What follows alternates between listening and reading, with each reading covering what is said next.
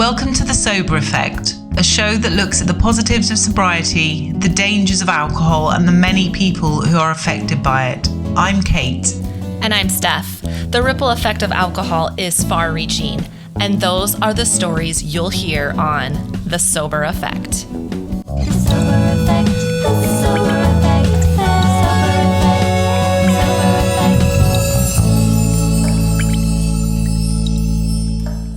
Episode 19, and today we are talking to Luke, and the topic is ADHD and drinking. Now, Steph, we've spoken about it a few times, haven't we? Asking each other whether we might have it, because we have quite a lot of familiar traits when you do hear things about ADHD, and it's bounded around a lot in the sober community, isn't it? A lot of people get diagnosed with ADHD once they stop drinking. Yeah, they do. And I wonder too, this is just a thought. ADHD wasn't a thing when I was in school. I didn't have friends that had ADHD. It wasn't really a diagnosis. And now I look at my daughter, she's got a lot of friends that have ADHD and are medicated. And I just wonder if that is something to that, right? Like there's a lot of women that I've talked to in the sober community that have been diagnosed since getting sober in their 40s. And it's like, did we miss something? Like, I think you're right, actually, because I was reading up a bit about it, and it said most cases are diagnosed when children are under the age of 12. But that's now. And you're right. I did not know a single person at my school who had ADHD. I didn't know what it was. I'd never even heard of it until I was probably 30. It just wasn't something that happened. But then nothing was diagnosed when I was a kid. It was kind of like, you don't pay attention, you're too fiddly, you're too loud, and we were just kind of labeled like that. Right. So I think you're probably right. All these things are only just being understood and being given a name now. People with ADHD traditionally struggle with paying attention, impulsive behavior, and they are overly active. Now, those are all me in a nutshell, completely 100%. But I think through speaking to Luke, this is one of those things where a lot of people self-diagnose themselves. And let's be honest, we're living in a world where everything moves quickly. And lots of us are impulsive because, quite frankly, if we don't, we miss the train. You kind of got to get on with things, don't you? You can either sit there contemplating life for a year, or you make the decision and move on. And that's just become a way of life a lot of us have been pushed into, I think. Yeah. And I think that there's different levels. I think there's like a sliding scale when it comes to it. I think everyone has these traits, but how extreme is it? Is it affecting your life to a point where you need medication? Well, I used to drink without a doubt to slow down my brain. My brain goes constantly, and that's why I'm good at my job and I'm creative and I've always got ideas, because they are non-stop. But sometimes I want those to stop, and I drank to kind of slow them down, but I took it too far. And by the time I realized I was drunk, I'd already had another bottle of wine. So I'd end up falling asleep at a dinner party, or I'd wake up at 3 a.m. in a bathtub at someone's house because I'd crashed out and no one could pick me up because I'm 5'11". Things like that happened to me a lot. And I self-medicated with alcohol to try and control my thought processes and my busy brain. What did you use? Because neither of us have experience of ADHD. I thought it would be good to talk about what we use the alcohol for when it comes to our brains and our thinking patterns. So what did like you use? The mental part of it. I've always said that like my alcohol use disorder was more mental than physical. Like I don't ever feel like I was physically addicted to the alcohol, but mentally I was, because I was using it to calm my anxiety. Like I was anxious all the time, and to drink like settled me down. The depressant part of the alcohol is what I needed to keep me from just feeling so wound up. I don't know if I had, I've had a lot of people say like what you just said, like trying to slow your thoughts down, but maybe that's also what it was, because the anxiety was coming from anxious thoughts too, like the thinking ahead and worrying about things all the time that were probably never going to happen. And I just would get myself so wound up, the alcohol would help quiet that. So I guess hearing you say that, that was me too, like quieting my mind. I've never really said that out loud or thought of it that way, but that's where the anxiety was coming from, right? Yeah. Like my mind, my thoughts, Yeah. me spinning things up and getting them to a level that was just, overwhelming. Well, yours were anxiety induced. Mine were I've just got my brain is constantly going in different directions. And every time I look at something, it will provoke 20 different ideas or thoughts that will all go off in different tangents. And sounds exhausting. It's exhausting, which is why I love sleep so much, because it's quiet. But with your anxiety, so I've always wondered this. So when you drank, because a lot of people, I didn't have anxiety, or I didn't get nervous, and I didn't feel like I needed to drink in social situations. And if anything, I thought I shouldn't, because I knew how it would end. But how long did that actually last before it became a negative thing for you? So if you drank because you wanted to feel more relaxed and calm and less stressed about going to, let's say, a party, you'd have what, a drink an hour before you went? Oh, like how many drinks would it take before I started to feel? And then like, how did it work? It progressively got to the point where I needed more and more and more to actually get to the level I needed to be. I would say before I was actually feeling, okay, I'm not sweaty anymore. I'm not feeling like this.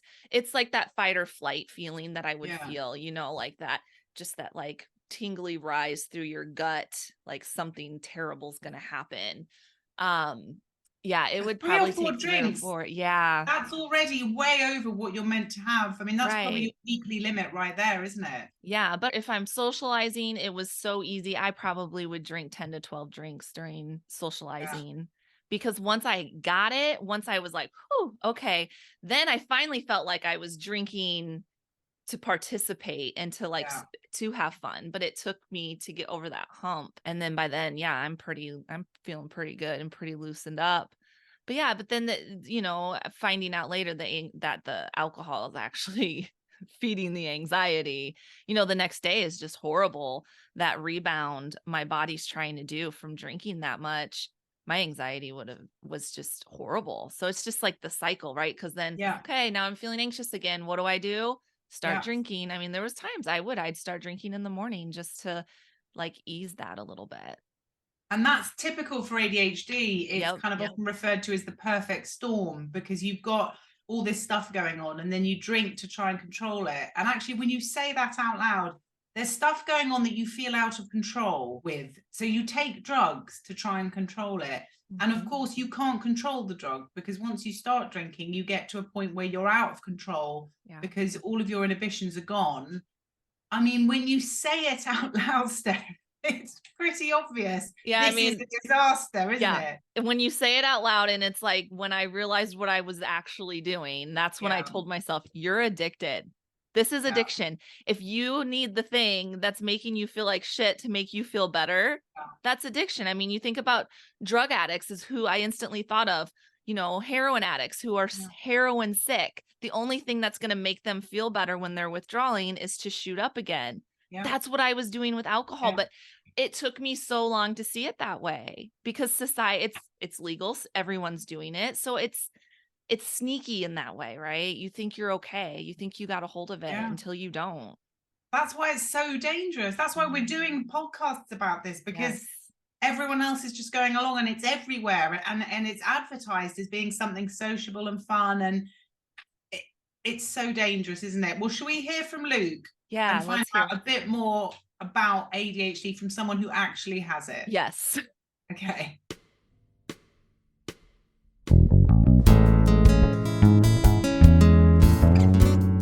So ADHD is obviously attention deficit hyperactivity disorder, but there is a lot of different kind of views on it in general. People don't overly know that much about it. A lot of people are being diagnosed nowadays, whether that's rightly or wrongly so, but I always thought it was just hyperactive, naughty kids. And I always thought it was the kids in the classroom that just couldn't sit down and misbehave.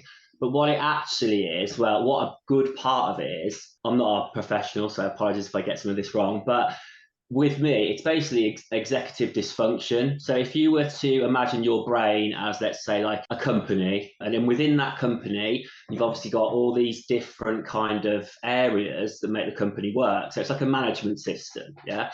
And in order for your business to work properly, obviously, they all have to work together and they all have to work correctly. Otherwise, it's all out of sync. And then obviously the business suffers slightly. So what it is your management system of your brain, your executive functions. If you've got ADHD, you basically, it's executive dysfunction. So areas of my brain that are all around these certain areas, which I'll name in a sec, they don't work together quite properly. So things like regulating your emotions, prioritizing and planning, working memory, self-awareness, self-motivation, and say like inhibition. These are all 6 key areas which for me personally just don't work. Well, they didn't work in the right way. So it's basically a dysfunction in that. There's also rejection sensitivity dysphoria, which I won't go into too much because the dysphoria has its own kind of implications, but rejection sensitivity, which you have ADHD, can be a massive thing. And for me, I was bullied quite badly at school. So throughout my life, I've had a lot of kind of insecurity and I've always been sensitive about how I look and things. And my therapist told me that they think I've got RSD. So that on top of that means extreme low self-confidence, very sensitive to everything around you, constantly overthinking things. And then that also leads me on to, if you look at the executive dysfunction that I've described, that goes hand in hand with self-medicating. So what I did is I used alcohol and other things as a kind of self-medication because I had no idea I had ADHD. It never even crossed my mind. So in order to kind of try and regulate my emotions, to kind of motivate me, calm my brain, and kind of make all this stuff slow down slightly, I would numb it with alcohol. So from an early age, I mean, I can go through 1,000,001 situations and scenarios where I got in trouble with it, but basically that's what I've done my whole life. And I've actually had cycles throughout my whole life where I've self-medicated through drink, and then I'll come out the other side and I'll be fine. And then I go back into it again. So there's like pinpoint moments since I was like 18 up until a year ago when I got sober, where it's been this like cycle of like peaks and troughs. And then it just got to a point where the peaks got so bad, I ended up at the Priory on 2 separate occasions as an inpatient for addiction. And it wasn't until I found out about ADHD that I kind of was like, oh, my like light switch moment. And I could really start to figure out how my brain works and work on it really. So yeah, that's ADHD in a nutshell. I really like the way you described it as a kind of management system and that things don't work together. Yeah. And that for me as a visual person, that really helps me understand it. So for example, when you say you've got all these different elements and they're all working at different speeds, does that mean that every day is kind of different? Because some days, some of those are going to be working at a much quicker pace and the others are lacking. Or does it mean things never quite add up and you're always just a little bit discombobulated? Because I have a hunch that I might have this, and Steph does too, I think. The thing is, I mean, I've listened to that many podcasts, Andrew Huberman, everyone, you know, I have ADHD, things like that, and I don't know the science behind it, so I wouldn't like to say when and how and things like that. I think what it is certain areas of those executive dysfunctions are worse for some people than others. So what my regulating emotions might be all over the place, but my memory is actually quite good. Do you know what I mean? So for me specifically, it was kind of a general everyday experience. It wasn't one day worse than the next, but I know for a fact that I've struggled with them working together my whole life. And that's why I always turn to drink, because I always wanted to feel how you feel after 3 or 4 drinks. I constantly had this like dopamine level, because that's ADHD as well. Your dopamine levels are always lower than a neurotypical, which is why you're always searching for dopamine hits. So you'll find that you'll have a hyper focus for something that you love to do, But if something bores you, if you said to me, read the history of, I don't know, Spain, there's no way in hell that I would read it. But if you told me to play the guitar, I'd play for 9 hours. It's kind of an overall general underperformance for me personally in certain areas. And I think for other people, it's the same. It can either be all of them or it can be a few of them. And I think that's why you get different kind of degrees or levels of ADHD, where some people obviously are a lot worse than others, which is where we get to the confusion of diagnoses and things, I think. But like I said to you, my whole life I was chasing that level of feeling drunk or tipsy, which is so dangerous because from 17, 18, when I first tried drinking, it was like it just dug its claws in me straight away. And it was like, right, this is how I want to feel all the time. So if I didn't feel like that all the time, I was constantly chasing that feeling. I'd feel awkward, really, really insecure, really, really sensitive, not really motivated for anything other than, like I said to you, music or something that I really loved. My inhibitions, as you can probably imagine, were just horrendous. Like things like drink driving when I was younger, for some reason, and I find it really hard to forgive myself, I just didn't have, it was like I didn't, especially after drinking, your inhibitions go out the window twice as bad.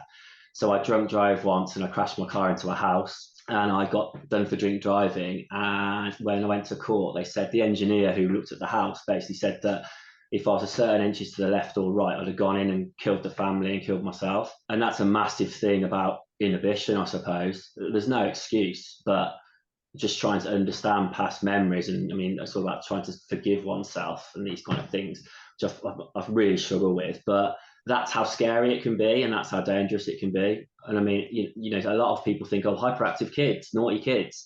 But when you start delving deep into things like I'm talking about, like it can really affect your life. So yeah, I mean, when you have your assessment, they only say that you have ADHD if it actually negatively impacts your life. So just to try and clear up some confusion. I have a question for you, just as far as like timeline with your story. So you started drinking around 18 to kind of calm your mind of all the craziness and to like get that dopamine and all of that. At that time, had you been diagnosed with ADHD, or when did that diagnosis come about? And tell me about medication. So like, do you medicate yourself for your ADHD? Great. This is a perfect question. Now, I wasn't diagnosed with ADHD until a year ago. So the 1st of November, I went to the Priory for the second time. And it was only then that I had such extensive therapy and actually with an ADHD specialist. And he said, I think you've got ADHD. And I was like, what? Because I was diagnosed with cyclothymia, which is basically bipolar type 3. It's like bipolar, but it's not so North Pole, South Pole. So you have ups and downs, but it's not so severe. And he was like, this is just classic ADHD to me. So I had a 6 to 7 hour assessment with a private psychologist. And that's how I found out that I had it. I didn't get diagnosed until 36. So basically, sadly, I spent my whole life kind of wondering why I didn't feel comfortable in my own head and why I had all these kind of like, you know, underperforming areas of my mind.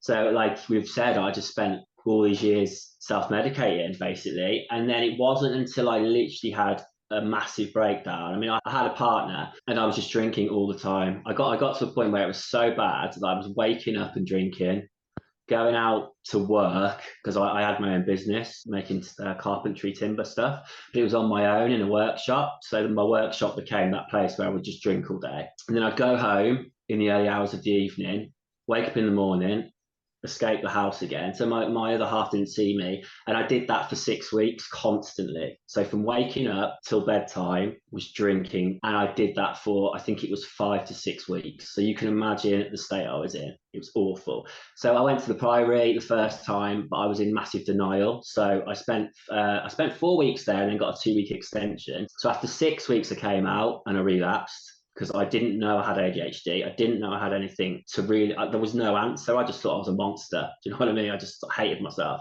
My girlfriend left me. I lost my house, lost my car, lost my dog, lost my business. I lost everything. Moved to Wales near my parents, and it all happened again, just covering it all with drink, all with alcohol.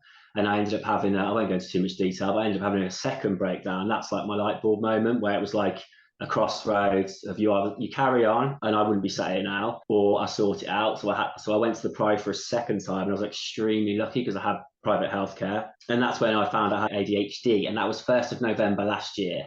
So it's not that long ago. It feels like a million lifetimes ago since I got sober. Were you relieved when you found out? Did it kind of go, Yeah. I've been looking for this. I needed a reason. I needed an explanation for the way that I think and the way that I behave. And was it a relief to be given that diagnosis? Massively. I mean, for some people, it's a shock and it's really hard to deal with. But for me, it wasn't an excuse, because there's no excuse for certain behaviours, but it was like, wow, okay. And that's when I'll get to the medication question in a sec. But that's when I was like, right, I'm sorting my life out. So I listened to every podcast you could imagine. I wrote about 1,000,001 notes on my phone about ADHD, and I really understood how my brain works. And that for me was like, wow. And then also the medication. So this is an interesting one. For me, I didn't have an option, because obviously I was at a crossroads of life or death. So I was like, of course, I'll give it a go. So I was put on lisdexamfetamine, and the minute I was put on that, it was crazy. So my whole life, I've been craving alcohol because I didn't feel comfortable. I felt like I needed it. Even if I went to Tesco or the clothes shops, or I'd be like, oh, I need a drink. I really want a drink. I'm so on edge. I'm so on edge. It's horrible. And all of a sudden I was like, don't want to drink anymore. I don't want to drink anymore. And I can't, it was like a magic spell had been put on me. And I was like, oh my God, this is crazy. Basically what it is, it's a controlled substance. So what they do is they give you lisdexamfetamine, which is basically like, it's a drug obviously, and it's like an amphetamine. So it's like speed or something like that. And you would think, having an addiction problem, that if I was given that, it would have been a bad idea. It's actually the opposite. What it does is it levels out your dopamine, and it levels out your brain in a way where it actually solves the problem. And it's not in a way where you just off your head all day. It doesn't work like that.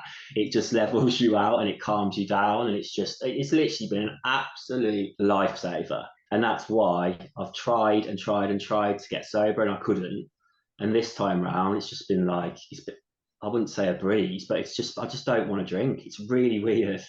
Really weird. Well, it's because you got to the core, right? Like you got to the core of why you were drinking. And I think even if it's not ADHD, I think that's what everyone needs to do in order to get sober and stay sober. If you don't figure out what it is that makes you drink, what's driving that, then yeah, you'll just keep falling back into it. I mean, that's incredible to hear though, that the medication just did exactly what you've been searching for your whole life and didn't even realize it. You know, like what a huge relief. Will you be on that forever now then? How does that work? Will you carry on taking that for the rest of your life, or do they wean you off of it? So basically how it works is it's like a day-to-day thing. So I personally think I'll be on it for the rest of my life. I mean, I don't know the rest of my life, but I think I'm not planning on coming off it anytime soon.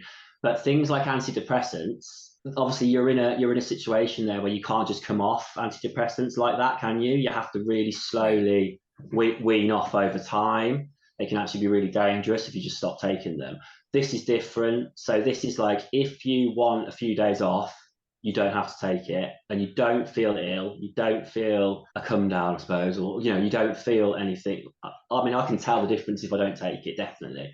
To me, it's like, it's probably a bit different to some people, but for me, it's been a bit of a lifesaver. I'd rather take a drug for the rest of my life than be how I was before. And I know obviously there's implications internally, like your organs and things like that. But when I went to the Priory, they did a test on me, blood test, and my liver had damage, which I was like actually glad about, because that shocked me into stopping as well. But now it's fully healed, luckily, and everything. I'm the healthiest I've ever been. And just by taking this tablet, one tablet a day, if that's what it means for me, then I don't mind taking it, to be honest. But obviously, it's an individual choice.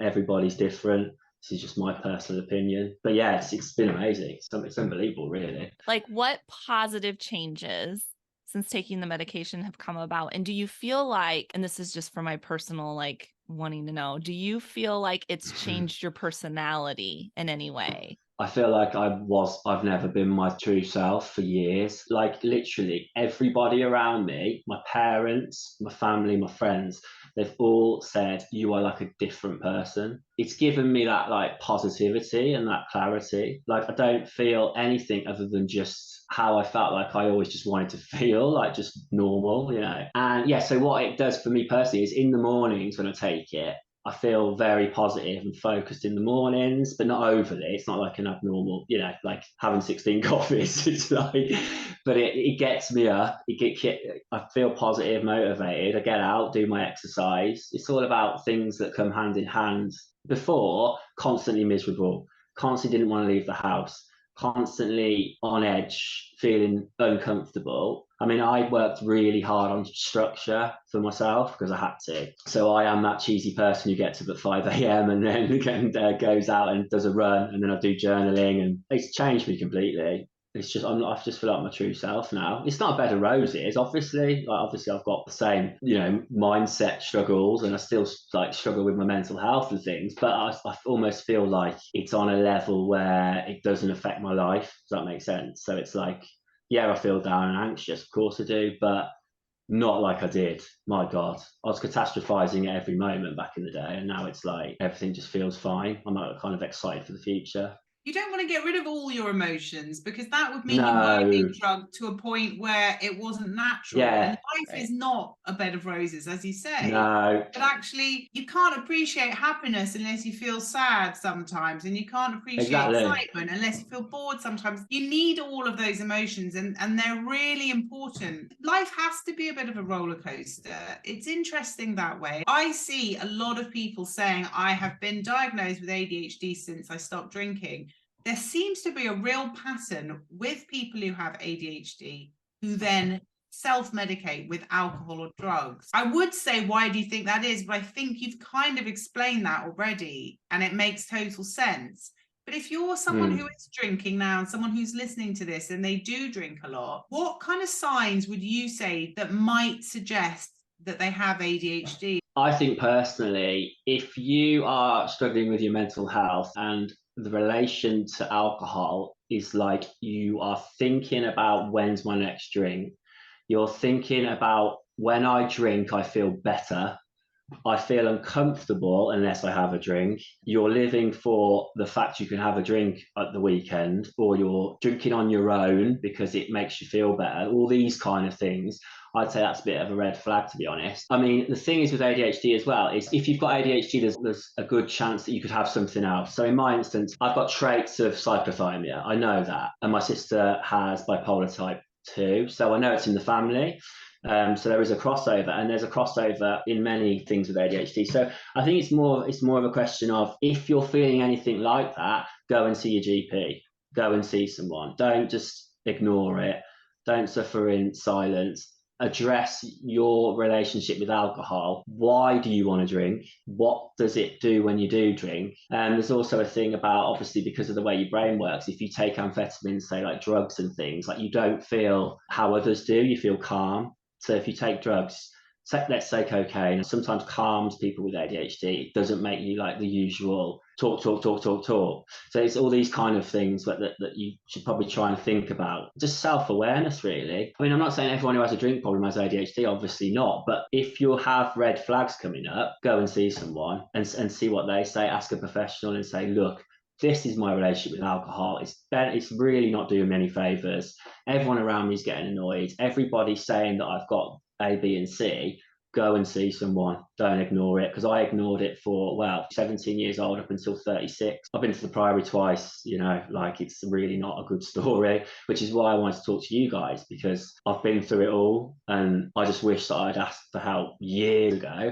Because who knows, maybe I could have addressed this so much earlier and I wouldn't have gone through so much pain. Anybody who's struggling with their mental health in general, like especially lads, I know it affects women and men just the same, but lads have this macho rubbish still. I've got to be strong, vulnerability is a weakness, and all this kind of rubbish. Like, it's just drop it. Like, go and talk to someone, anybody.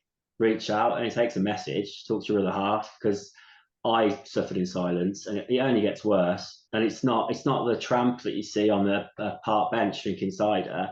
Like, alcohol doesn't care who you are, how much money you've got, how successful you are. It will affect you. And if you've got a mental health disorder, like, it will take over. So just get help.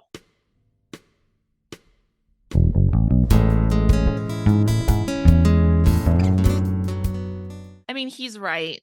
If you feel like, your alcohol consumption or drug addiction is out of control, I mean, you really should get help. I think the thing is too, there's a lot of people I know in the sober community that have struggled with staying sober, right? Like, I personally, once I knew what was going on, once I knew the anxiety was being caused by the alcohol, it made it so much easier for me to stay away from the alcohol, right? Because now I know that alcohol is bad for my body and I don't like what it was doing to me. But when you don't figure it out, like when you don't get to the root cause, right?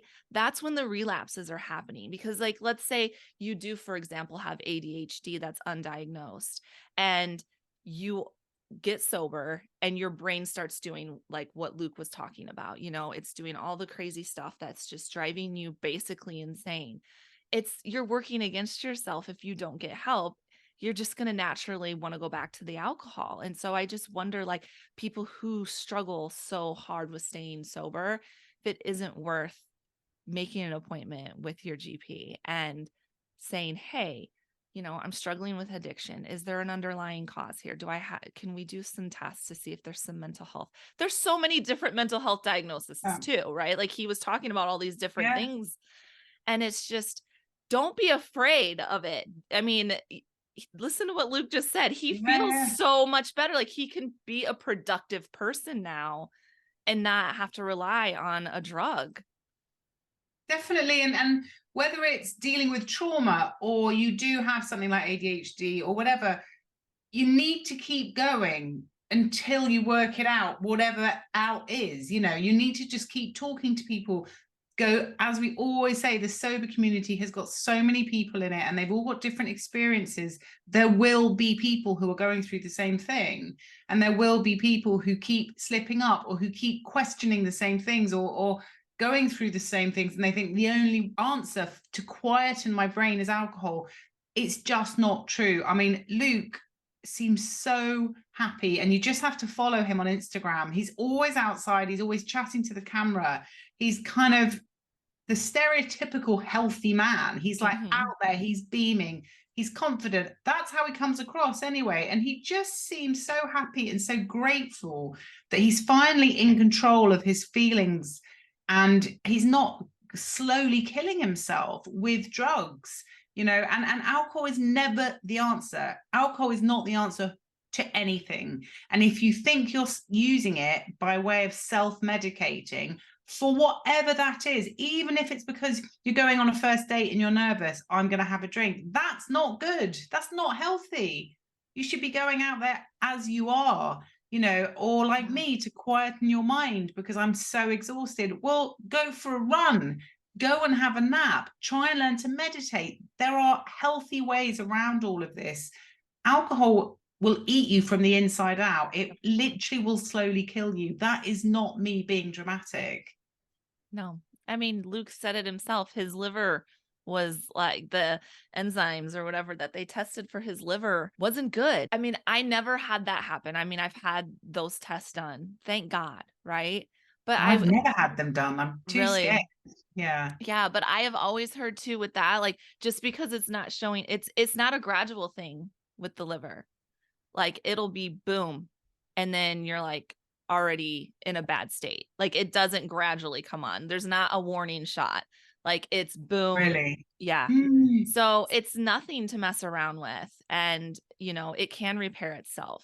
So, there's also that attitude, well, I've already done screwed it up, who cares? No, it will repair itself. Yeah.